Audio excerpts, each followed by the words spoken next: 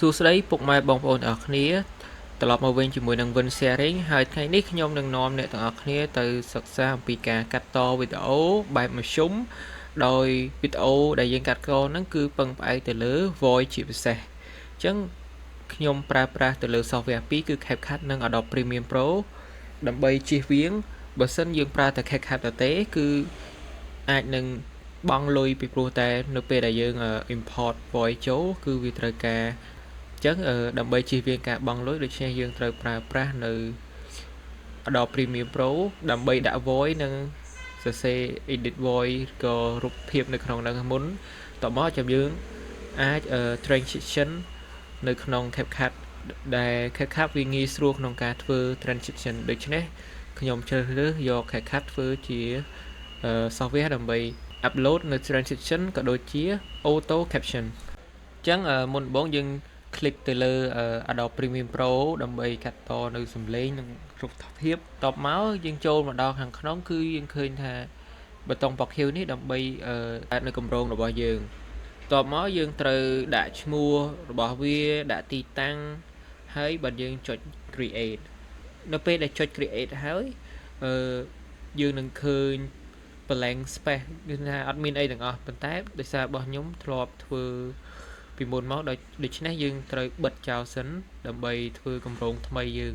អញ្ចឹងបន្ទាប់ពីបានរៀបចំរួចរាល់ហើយយើងចាប់ផ្ដើមបង្កើតនៅ folder ដើម្បីដាក់ឯកសារដូចជារូបភាពក៏ដូចជាសំឡេងដែលយើងមានទាំងប្រមាណដាក់ចូលក្នុងហ្នឹងតែប៉ុន្តែគេមានក្បួនខ្នាតគេបង្កើតជា sequence បង្កើតជាអ្វីផ្សេងដើម្បីចែកទីតាំងគ្នាដាក់ប៉ុន្តែដោយសារតែខ្ញុំខ្លាចបាត់នៅរបស់របរដែលយើងត្រូវធ្វើនៅក្នុងនេះដូច្នេះខ្ញុំសូមដាក់តែក្នុងមួយ folder ឥឡូវខ្ញុំចាប់ដើមប្រមូលរាល់របស់របរ item ដែលខ្ញុំត្រូវការបង្កើតជាវីដេអូហ្នឹងដាក់ចូលនៅក្នុង folder ដែលយើងបានបង្កើតបន្ទាប់មកខ្ញុំ import នៅរូបភាពក៏ដូចជាវីដេអូផ្សេងៗដើម្បីជាការ attraction មួយទៅកាន់ audience បន្ទាប់មកខ្ញុំ import នៅសំឡេងដែលជា Snow នៃវីដេអូមួយនេះហើយនេះគឺជា timeline យើងមានកន្លែងបង្រួមនិងពន្លាតនៅសំឡេងក៏ដូចជាវីដេអូជាដើមឥឡូវខ្ញុំចាប់ដើមដោយការកាត់នៅកន្លែងណាដែលមានប្រេកង់ទាបគឺកន្លែងហ្នឹងយើងអត់និយាយចឹងយើងសូមកាត់ចោលដើម្បីធ្វើឲ្យវីដេអូវា smooth ស្ដាប់ទៅរលូនដើម្បីមានភាពងាយស្រួលនិងអ្នកអាចចុចលើរុកឡាមបន្ទាប់មកចាប់ដើមកាត់វាយកតែម្ដងអញ្ចឹងយើងត្រូវកាត់រហូតដល់ចប់វីដេអូបើយើងចង់ឲ្យបាននៅវីដេអូមួយដែល smooth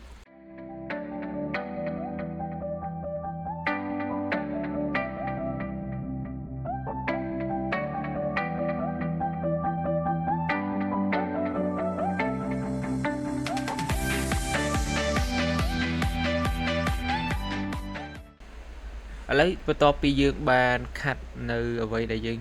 ចង់ធ្វើឲ្យ voice នៃវីដេអូយើង smooth ហើយឥឡូវយើងចាប់ផ្ដើមលុបវាចោល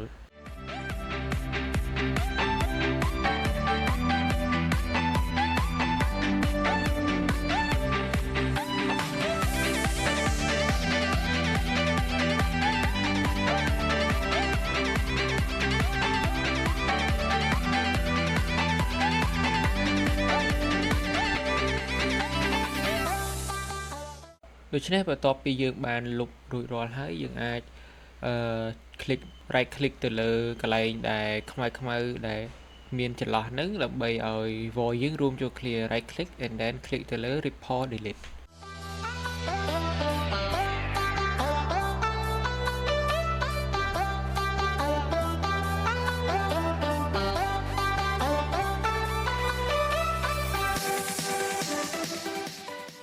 អញ្ចឹងបន្ទាប់ពីបាន report delete រួចរាល់ហើយឥឡូវសាកតេស្តមើលថាតើ smooth ដែរឬទេជម្រាបសួរបងប្អូនទាំងអស់គ្នាថ្ងៃនេះខ្ញុំសូមនិយាយអំពីធម៌3នាំទៅបាបនិងធម៌3នាំទៅបុណ្យដែលខ្ញុំបានរៀនឥឡូវយើងអាចចាប់ផ្ដើម ក្នុងការដាក់នៅរូបភាពឬក៏វីដេអូណាមួយដែលយើងពេញចិត្តក្នុងការចាប់ផ្ដើមនៅវីដេអូមួយនេះយើងអាច select ឬក៏អូសយកមកដាក់ក្នុង timeline តែម្ដងជម្រាបសួរបងប្អូនទាំងអស់គ្នាថ្ងៃនេះខ្ញុំសូមនិយាយអំពីធម៌3នាំទៅបាបនិងធម៌3នាំទៅបុណ្យដែលខ្ញុំបាន ឥឡូវយើងអាចបន្តដាក់នៅរូបភាពដែលយើងចង់ដាក់បានរហូតដល់ចប់នៅ void មួយនេះក្នុងការដាក់រូបភាពឬក៏វីដេអូដើម្បី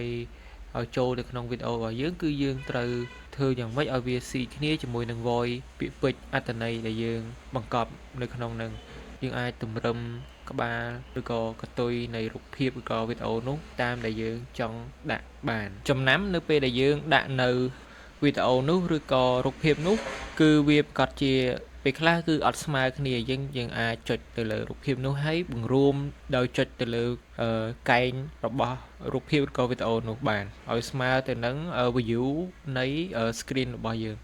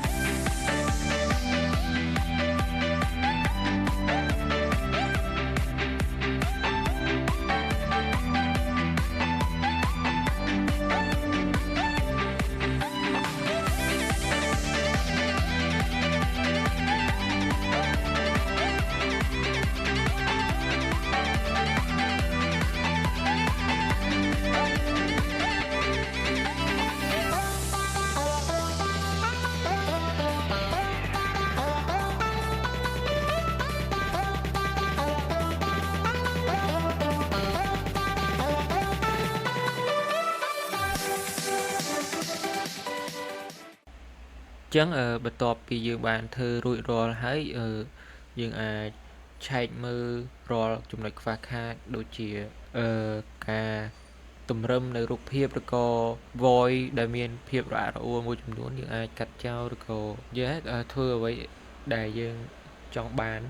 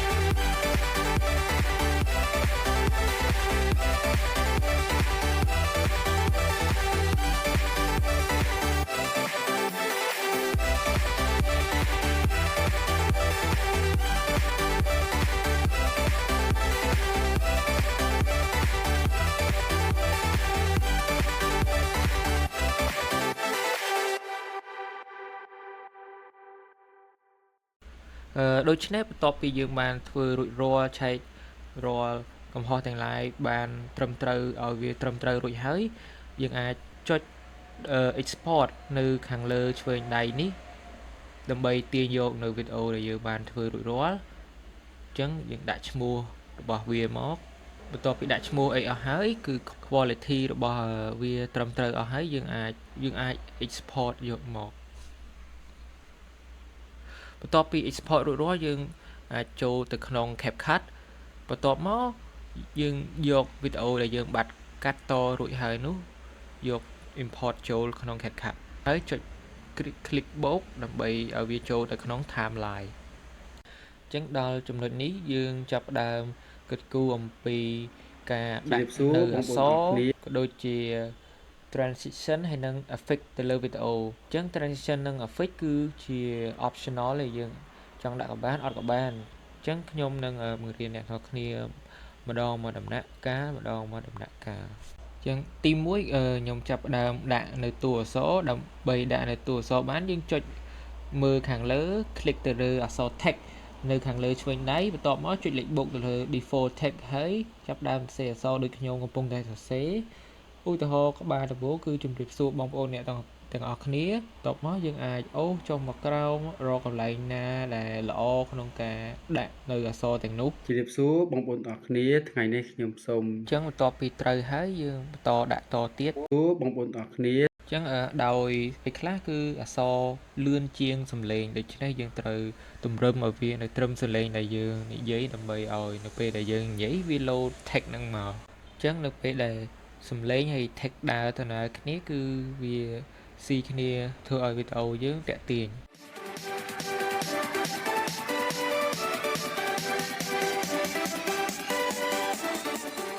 អញ្ចឹងបន្ទាប់ពីការដាក់ text អ្នកទាំងអស់គ្នាប្រកាសជាចង់ដាក់នៅពុម្ពអក្សរជ្រើសរើស font អក្សរដើម្បីឲ្យវាមានភាពស្រស់ស្អាតអញ្ចឹងនេះគឺជាកន្លែងដាក់ font អក្សរអ្នកទាំងអស់គ្នាអាចជ្រើសរើសបានដោយការ type លើអក្សរខ្មែរហ្នឹងទៅគឺមានគ្រប់ពុម្ពតែចំពោះខ្ញុំជ្រើសរើសយកគូលែនទៅចោះអញ្ចឹងអូសមកខាងក្រោមដើម្បីជ្រើសរើសយកពុម្ពអក្សរដើម្បីឲ្យមានភាពស្រស់ស្អាតហើយណាមួយឲ្យលិចកុំឲ្យត្រូវបានលុបបាត់ដោយសារតែរូបភាពធ្វើម៉េចឲ្យអក្សរហ្នឹងលិចមើលឃើញច្បាស់ជាងរូបភាពកុំឲ្យរូបភាពបាំងនៅអក្សររបស់យើងអញ្ចឹងបន្ទាប់មកដើម្បីកុំឲ្យយើងហត់ច្រើនក្នុងការដូររាល់មួយ text ដូរមួយគឺយើង right click ទៅលើ text ដែលយើងបានរៀបចំគ្រោងទុកដែលមានប្លង់រួចរាល់យើងចុចលើ copy attribute នេះបន្ទាប់មកយើងចុចលើ text ណាដែលអត់ទាន់បាន edit វាគឺយើងគ្រាន់តែ pass នៅ attribute ដែលយើងបាន copy ពី text ដែលយើងបាន copy នោះគឺរាល់ដែល text ដែលយើង pass ចូលហ្នឹងគឺវា copy ស្រាប់អត់ចាំបាច់ទៅធ្វើម្ដងទៀតកន្លែងហ្នឹងគឺមានន័យថាយើងអត់ចាំបាច់ទៅកែកុនអូសម្ដងទៀតគឺវាចាប់យកគំរូតាម text ដែលយើងបាន copy attribute យកមកផាឲ្យវាហ្នឹងតែមានវិធីសាស្ត្រមួយទៀតលឿនគឺ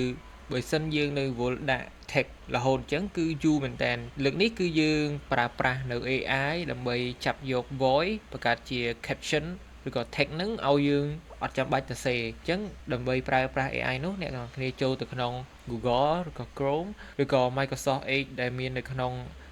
laptop ហ្នឹងឬក៏ computer and then វាយឈ្មោះ website ឈ្មោះថា AI Studio បន្ទាប់មក click ចូលវាហើយ add នៅ upload នៅ file voice របស់យើងដែលជា file mp3 នោះបន្ទាប់មកគឺដាក់ prompt ថា turn this audio file into .lrc file note separate each section only 5 to 6 words អញ្ចឹងយើងដាក់ឲ្យវា turn audio file ហ្នឹងទៅជា .lrc file ហើយ note ប្រាប់វាថាឲ្យវាចែកពាក្យនៅក្នុងមួយ section គឺ5ទៅ6ពាក្យយើងចង់សេរីប៉ុន្មានពាក្យក៏បានដែរតែខ្ញុំគិតថា4ទៅ5ពាក្យគឺសមរម្យបំផុតឥឡូវបន្ទាប់ពីចុចបាន upload ហើយឲ្យ AI ហើយគឺ AI បាន generate មកគឺយើង download ក៏បានឬក៏ copy បង្កើត file មួយឈ្មោះ file text មាន extension text ក៏បានអញ្ចឹងខ្ញុំគិតថាជួនកាលគឺអត់ចេញ download ឲ្យដូច្នេះខ្ញុំសុខចិត្ត copy ចោះអញ្ចឹងនៅពេល copy ហើយខ្ញុំទៅបង្កើត file មួយរកទីតាំងដាក់ហើយដាក់ឈ្មោះអ្វីក៏បានដែរឲ្យងាយចម្ងាំតែត្រូវតែដាក់ឈ្មោះហើយចុចកតុយឈ្មោះគឺអក្សរ TXT ដើម្បីឲ្យវាដំណើរការនៅពេលដែលយើងទៅប្រើប្រាស់នៅ converter មួយទៀត ឬ AI មួយទៀតបន្ទាប់ពីយើង pass នៅ prompt ដែលយើងបាន copy ឬក៏ output របស់ AI នឹងហើយយើង pass ចូល file នឹងហើយ save control S រួចយើងទៅ search រក website មួយទៀតឈ្មោះថា ToolSlick TXT to SRT file តមក click លើ website នោះsearch រក TXT to SRT យើង click លើវាហើយយើងត្រូវ upload នៅ file ដែលយើងបាន save មិញដែលបានពី AI នោះចូលតមកឲ្យវា convert ពេល convert បានហើយយើងត្រូវ download file នោះយើងចុចលើប៊ូតុងពណ៌បៃតងដើម្បី download បន្ទាប់ពីយើង download បានរួចរាល់ហើយយើងទៅ CapCut យើងវិញយើងលុបរាល់ text ចោលទាំងអស់សិន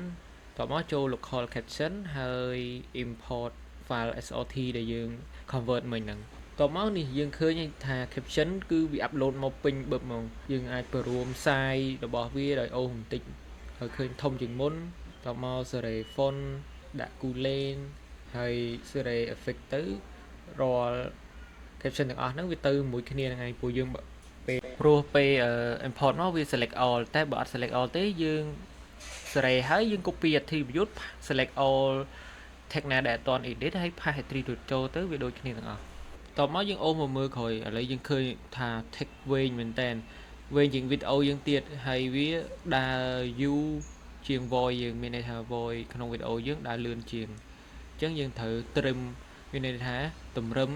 វាត្រឹម voice សំឡេងដែលពាក្យពេចន៍ដែលយើងនិយាយហ្នឹងទាំងអស់3នាំទៅបាបនិងធម៌3នាំទៅបន់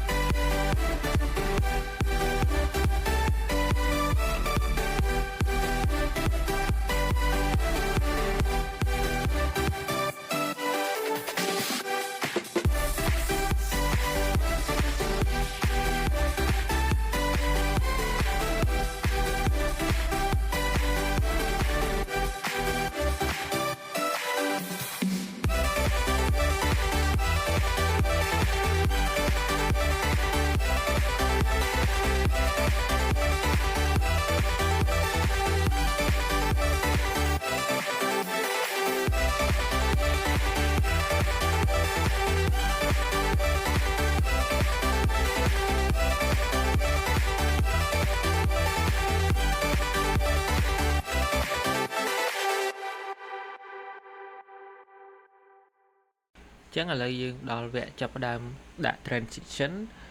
ហ្នឹងគឺគេដាក់នៅពេលដែលរូបភាពត្រូវបានផ្លាស់ប្ដូរឬក៏វីដេអូវាឆ្លាស់ទៅវីដេអូមួយទៀតឬក៏ទៅជារូបភាពអញ្ចឹងយើងត្រូវប្រើប្រាស់នៅ transition ដើម្បីធ្វើឲ្យវាស្អាតក៏ប៉ុន្តែអត់ប្រើក៏បានដែរតែក្នុងវីដេអូនេះគឺដើម្បីឲ្យវាមានភាពប្លែកអញ្ចឹង transition ហ្នឹងគឺនៅខាងលើឆ្វេងដៃហើយរកពាក្យ transition យើង click ទៅហើយរាល់ transition ទាំងអស់យើងអាចជ្រើសរើសបានមុននឹងជ្រើសរើសយកមកដាក់គឺយើងត្រូវខាត់កន្លែងដែលវាឆ្លាស់គ្នាហើយយកទៅដាក់នៅក្នុងហ្នឹងអញ្ចឹងនៅពេលដែលយើងដាក់គឺវាមានវិនាទីក្នុងការដំណើរការរបស់វាអញ្ចឹងយើងអាចសេរីវិនាទីរបស់វាបាននៅ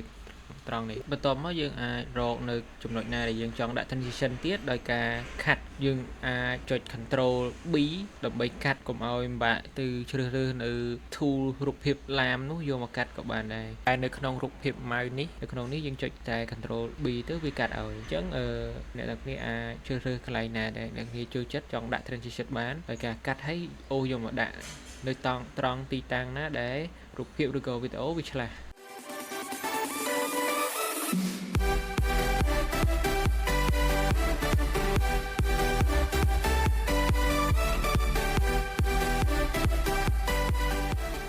ឥឡូវមកដល់ត្រង់នេះគឺយើងប្រើប្រាស់នៅ effect យើងចុចខាងលើ menu នៅខាងលើនៅជិត transition ហើយចូលដល់កន្លែង effect គឺយើងជ្រើសរើស effect ណាមួយចុចលេខចុចមកគឺយើងយកមកដាក់នៅត្រឹមដំណើរមានតាមវិនាទីនៃវីដេអូរបស់យើងបានហើយយើងអាចសេរីនៅ color ហើយនៅ speed តាមនឹងដែរ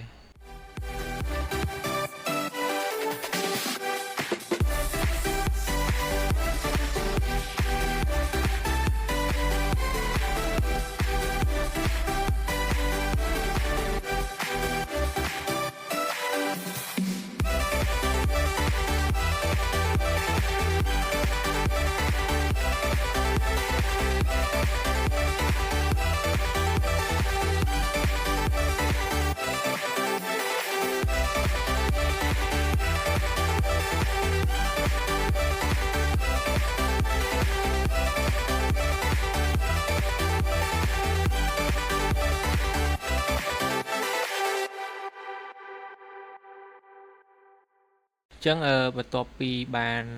សេរីនៅ transition effect រួចរាល់ហើយគឺយើងចាប់ផ្ដើមដូរឈ្មោះមុននឹងដូរឈ្មោះយើង check មើលថាវីដេអូយើងត្រឹមត្រូវតាមដែលយើងចង់បានហើយចឹងយើងអាចដាក់ឈ្មោះ project យើងបន្ទាប់មកគឺយើងទៅកន្លែងប៊ូតុង box Q ពាក្យថា export ហើយយើងជ្រើសរើសទីតាំងណាមួយដែលយើងចង់ export យកទៅដាក់ហើយតមកគឺយើងអាច FPS ទៅជា60 FPS ក៏បានដែរឲ្យវារៀង smooth ជាងមុន